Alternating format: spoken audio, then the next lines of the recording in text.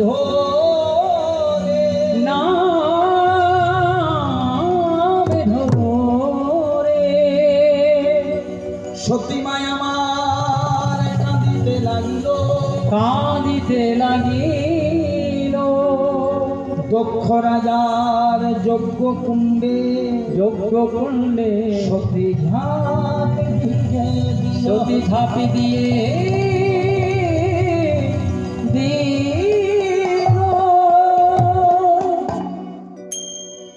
High high আমার একই হলো বলে হাই হাই আমার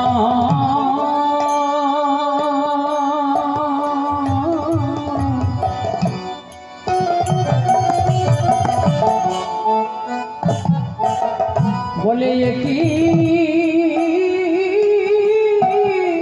হলো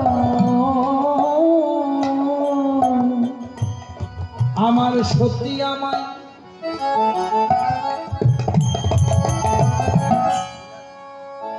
ছেড়ে কোথায় গেল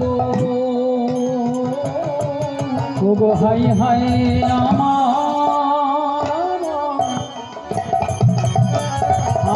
কি হলো আমার সত্যি আমায় ছেড়ে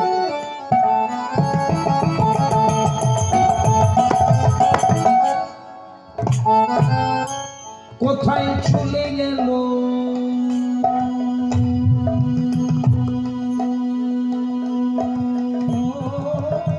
ওগো হাই হাই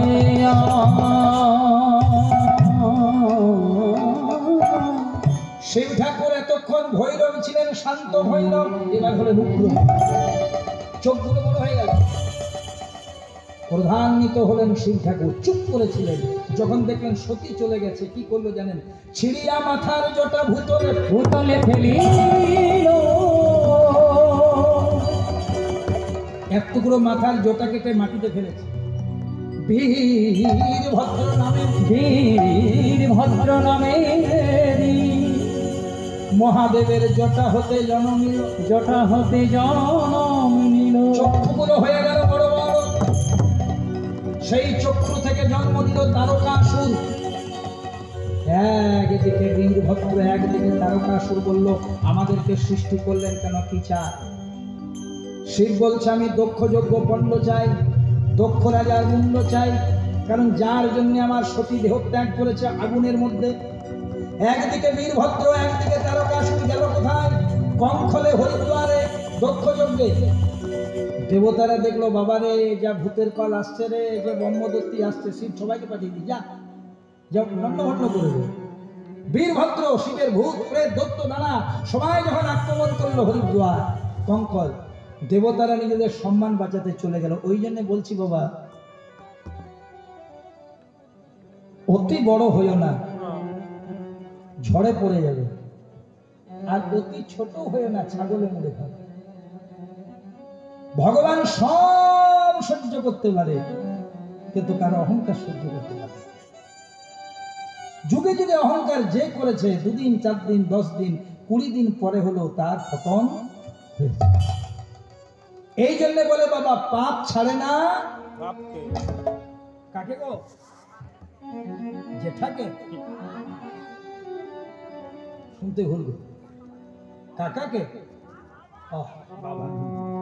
পাপ ছাড়ে না বাপকে। এখানে বাবাকে ইউনিভার্সাল ফাদার, ভগবানের কথা বলছি। পাপ ছাড়ে না বাপকে। বাবা মন দিয়ে শোনো, ও মাইকম্যান দুর্দান্ত আছে, ছেলেটা দেখতেও ভালো, ওকে কীর্তন শেখাবে।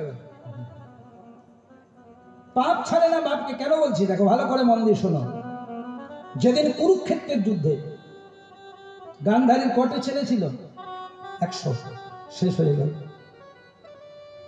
গান্ধারী কৃষ্ণকে ডেকে বলল, কৃষ্ণ এ তোর কেমন বিচার? আমি জানি আমার ছেলেগুলো অসৎ, আমি জানি আমার ছেলেগুলো ভালো নয়, কিন্তু তুই তো জগদীশ্বর। আরে তুই তো জগদীশ্বর রে, আমি জানি আমার ছেলেগুলো ভালো নয়, কিন্তু তুই ঈশ্বর পরম কৃষ্ণ সচ্চিদানন্দ বিগ্রহ, অনাদি আদি গোবিন্দ সর্ব কারণ কারণ। ইচ্ছে করলে একটাকে বাঁচিয়ে দিতিস, ইচ্ছে করলে একটাকে ভালো করে দিতিস, ধর্মের পথে এনে দিতিস, তাহলে অন্তত শেষ বয়সে আমার অন্ধ স্বামী ধৃতরাষ্ট্র আর আমি কোনো একটা ছেলের হাতে মুখে আগুন আর পিণ্ডটা পেতাম। কিন্তু তুই কি করলি? সবগুলোকে শেষ করিয়ে দিলি। তাহলে শোন, হতে পারিস তুই ভগবান, এই কুরুক্ষেত্রের মাঠে দাঁড়িয়ে আমি তোকে অভিশাপ দিলাম। এই যে আমার বংশে কেউ রইল না শেষ বয়সে মুখে আগুন দেওয়ার জন্য, পিণ্ড দেওয়ার জন্য, আমি গান্ধারী হয়ে তোকে অভিশাপ দিলাম। যেদিন তুই মারা যাবি, তুই দেহ রাখবি, তোর বংশেরও কেউ বেঁচে থাকবে না যে তোকে মুখে আগুন দেবে। হয়েও ছিল তাই।